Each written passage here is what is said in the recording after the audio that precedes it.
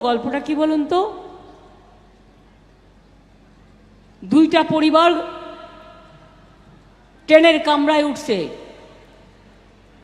এটা ভানুর কমিক। তো একটা পরিবার খুব মিথ্যে কথা বলে, তার বউ জানে, তাই তার বউ বলে, দেখো তুমি এত মিথ্যে কথা কইও না, আমার লজ্জা লাগে। তখন ভদ্রলোক বলেছেন, আমি মিথ্যে কথাটা বেশি কইলে তুমি খক করে কাইসো, তাহলে আমি ওটা সংখ্যাটা কমিয়ে দেবো। এবার দুইটা পরিবার গল্প করতে করতে যাচ্ছে।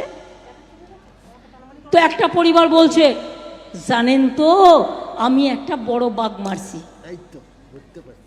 তখন পরিবারটা জিজ্ঞেস করেছে, এত বড় বাঘ? তার ল্যাজ কত বড়? বলে 12 হাত লম্বা ল্যাজ হইব। 12 হাত লম্বা ল্যাজ মানে বুঝতে পারছেন, আমার স্টেজের থেকেও বড় ল্যাজ।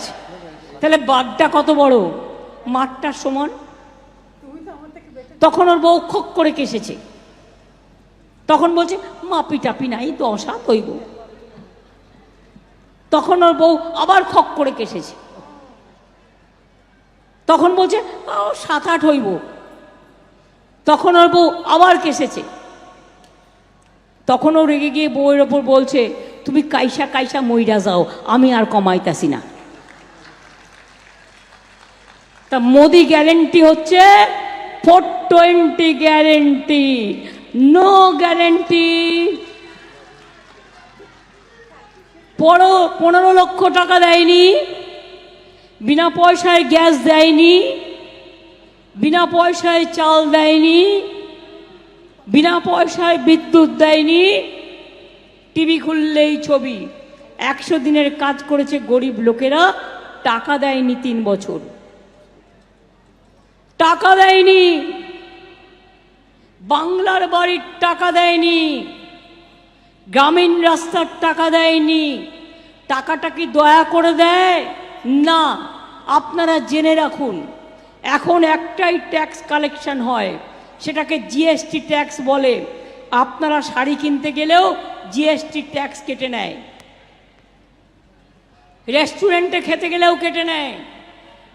ওটা সেন্ট্রাল গভর্নমেন্ট নেয়, নিয়ে গিয়ে আমাদের প্রাপ্য টাকাটা আমাদের দিতে হয়।